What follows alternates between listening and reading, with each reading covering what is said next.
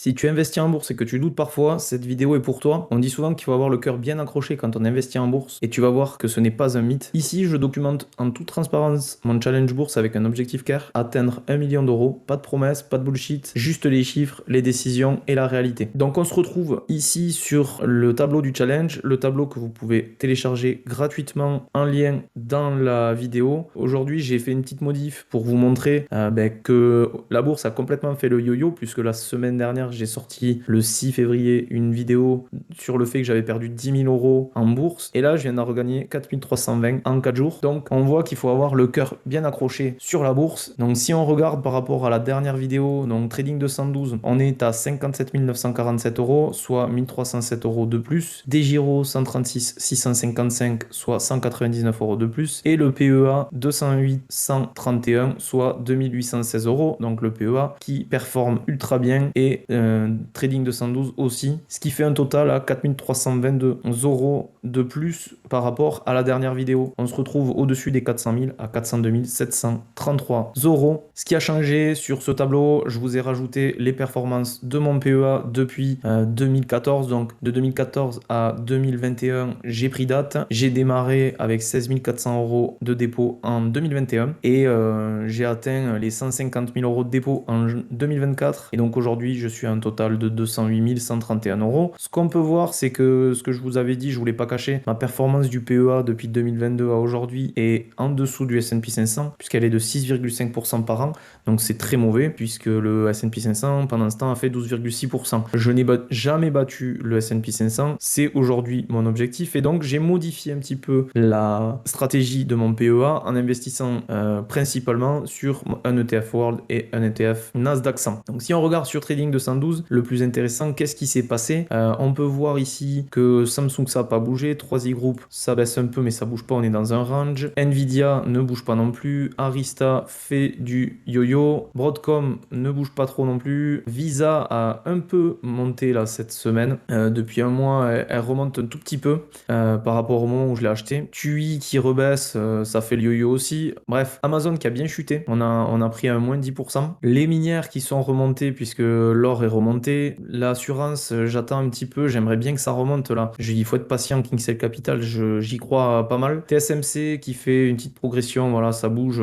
Là, depuis un mois, on fait du plus 7%. Booking qui a bien chuté, donc tout le marché du voyage a bien baissé et Booking baisse. On est sur un support ici, il faudrait pas qu'on casse. Reddit, bon, lui fait un gros yo-yo, mon but c'est de le garder. Des fois, je suis en grosse plus-value et des fois en baisse.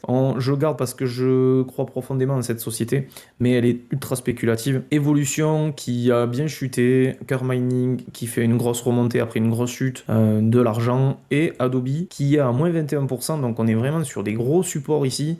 Si ça remonte, si je vois qu'il y a une petite remontée possible, je n'hésiterai pas à renforcer Adobe parce que vraiment on est sur un ratio court-bénéfice de 15. Ce que j'attends principalement, je regarde assez souvent, c'est une info avec l'intelligence artificielle et Adobe, parce qu'Adobe a intégré de l'intelligence artificielle mais n'a pas trop discuté de ces modifications apportées sur les différents logiciels qu'ils peuvent avoir. Je trouve l'intelligence artificielle Adobe sur les PDF pas encore aboutie, mais j'attends une bonne nouvelle, donc on attend pour Adobe. Au niveau du général, l'or qui a restagné après une belle remontée là, on voit, voilà, ça fait le yo-yo.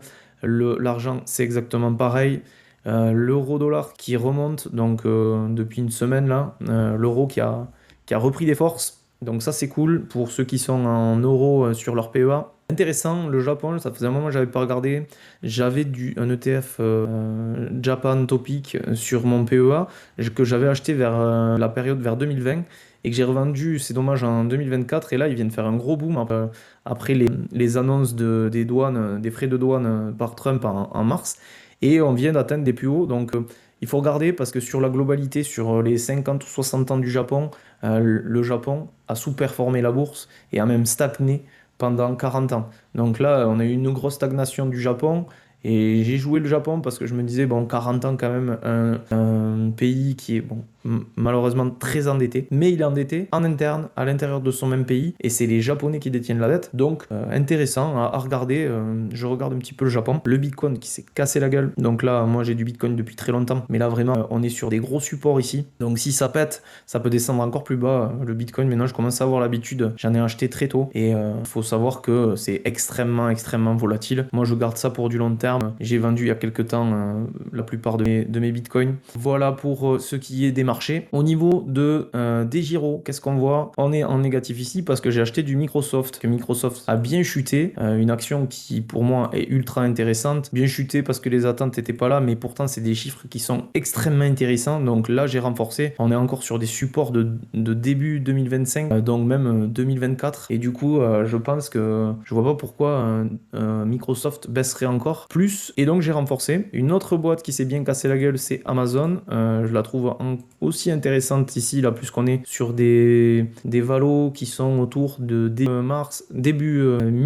fin 2024, donc c'est plutôt intéressant. Ça peut encore baisser, on n'est pas sur les plus gros supports de cette société, mais bon, on est un PER très intéressant, puisqu'on est sur un PER de 26 aujourd'hui, donc plutôt pas mal. Et voilà, sinon quoi dire de plus? Rien n'a bougé. Concernant mon PEA, qu'est-ce qui s'est passé? On a Air Liquide qui redémarre un peu, ASML Holding, super plus-value latente, qui a fait un énorme démarrage en janvier, qui est dans les semi-conducteurs, qui est une boîte qui a le vent en poupe. Ce que j'ai racheté 1000 euros de Dassault Systèmes, parce que demain les résultats de Dassault Systèmes devraient être intéressants, je pense. Ça pourrait aussi complètement se casser la gueule, mais il y a une bonne nouvelle, c'est qu'ils ont fait un partenariat avec Nvidia. Dassault Systèmes, ils font des logiciels 3D pour l'industrie, pour les ingénieurs, pour pouvoir dimensionner des pièces, etc. Et aujourd'hui, ils parlent d'un IA qui pourrait créer des pièces à partir d'un prompt. Donc moi, je trouve ça ultra intéressant. Je l'ai utilisé à titre personnel, et je pense que s'ils sortent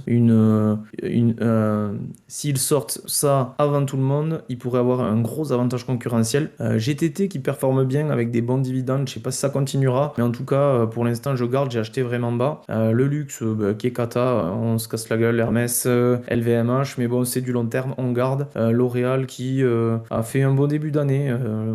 J'ai pas mal de bons retours sur L'Oréal. J'ai Rexel qui est très bon, là, Rexel qui est un fournisseur de produits électriques. Je pense que là, il y a un coup à jouer sur tout ce qui est énergie, électricité. On le voit, toutes les pétrolières augmentent cette semaine. Et Schneider Electric qui est sur tout ce qui est data center et réseau électrique de masse, avec de gros enjeux électriques. Et là, je pense que Schneider Electric est une bonne société à avoir en portefeuille PEA. Ferrari qui vient de me faire un plus 10% ce matin, donc là on est à plus 8%. Ils ont annoncé des super résultats, ils avaient beaucoup chuté, donc ça c'est cool, ça, c'est que le luxe n'est pas non plus mort. Et enfin, mes fameux ETF qui pour l'instant stagnent. On est sur du long terme là, et donc on a 133 666 euros sur un MSCI World, sur un Nasdaq 100 et sur un S&P 500, sachant que, comme je l'avais dit, le S&P 500 c'est un peu historique, je l'ai depuis le début, alors que le Nasdaq et le MSCI World, je les ai achetés un peu plus tard, donc je renforce petit à petit cette ligne-là.